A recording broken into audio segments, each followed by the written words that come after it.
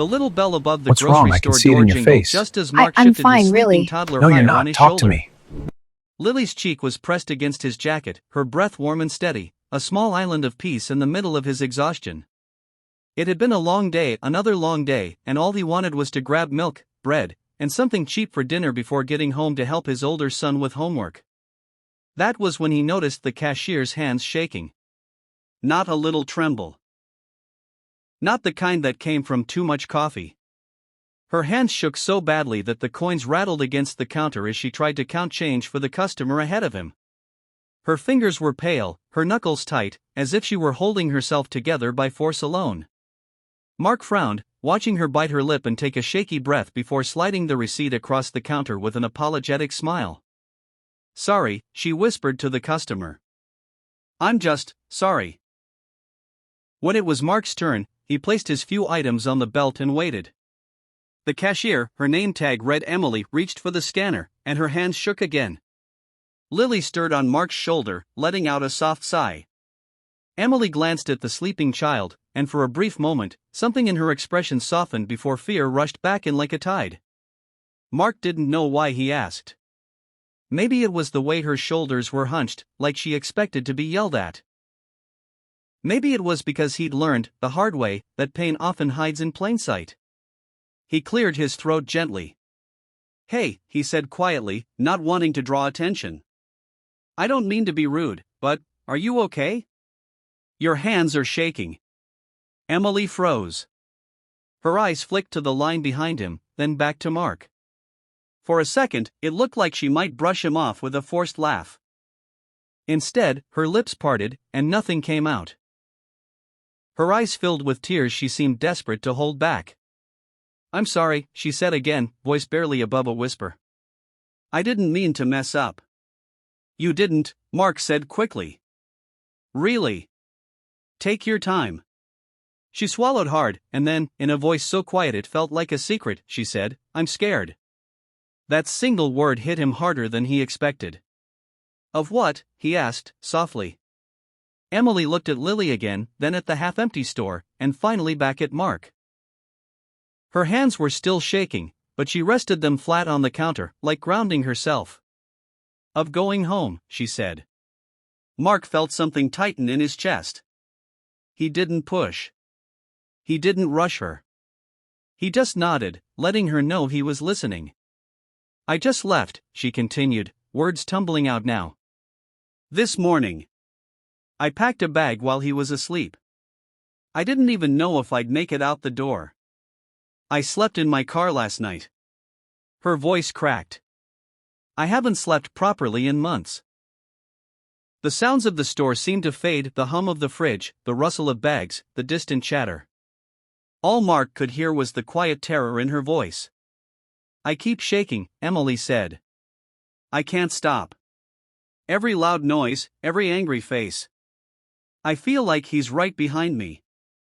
Mark swallowed. Memories rose uninvited of nights pacing the floor with a crying newborn while his wife lay in a hospital bed that would never be warm again.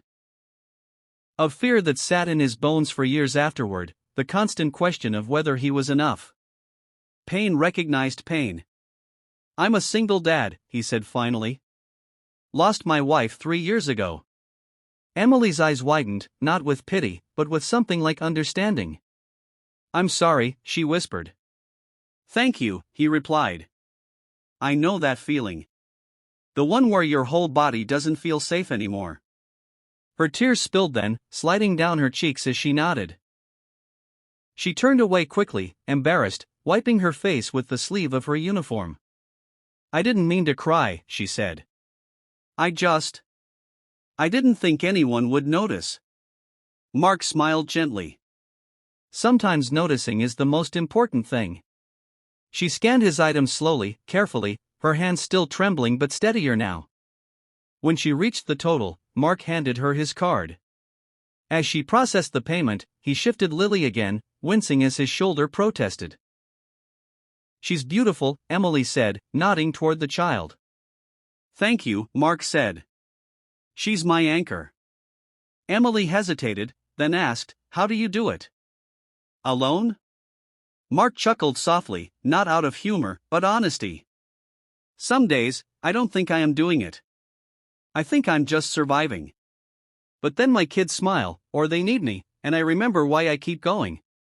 Emily nodded slowly, absorbing his words like they might be a lifeline. When the receipt printed, Mark didn't move right away. He reached into his wallet and pulled out a small card, one he kept for emergencies. He slid it gently across the counter. "This is a local support center," he said. "They helped me when I was drowning. Free counseling, temporary housing, legal advice. No judgment." Emily stared at the card, her hands hovering over it as if afraid to touch it. "I can't afford." "It's free," Mark said firmly. "And even if you don't go, just know there are people who will help you.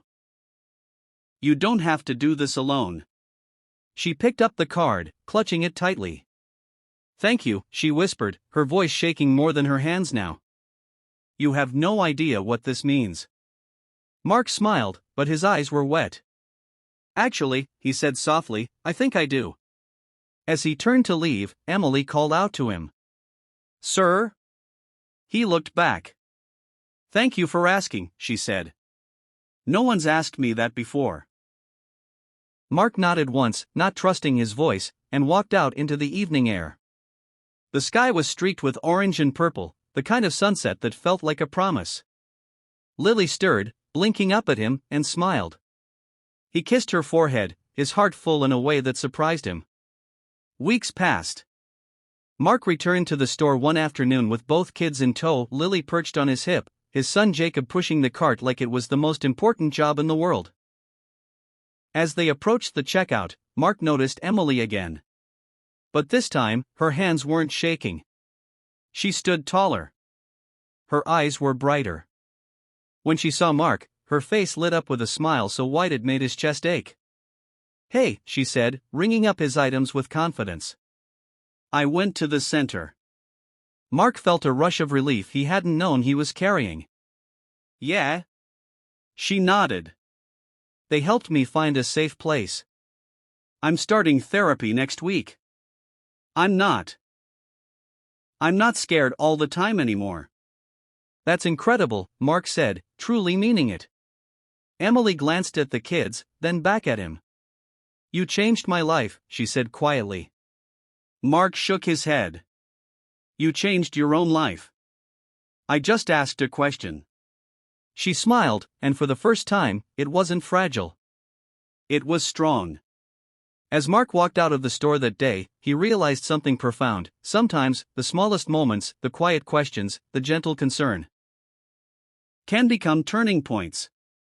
You never know what battle someone is fighting, or how close they are to breaking. And sometimes, all it takes to save a life isn't a grand gesture, but the courage to notice shaking hands and ask, "Are you okay?"